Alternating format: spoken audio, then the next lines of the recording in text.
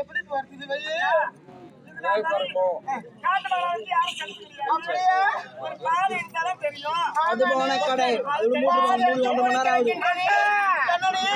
காட்டி மங்களாவா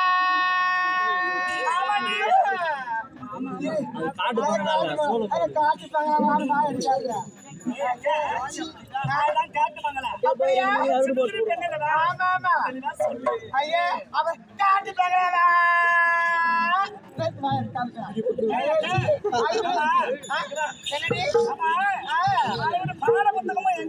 ஐயோ ஏண்டி தப்பா நினைக்கிறீங்க வரும் வழியில ஒரு கிணறு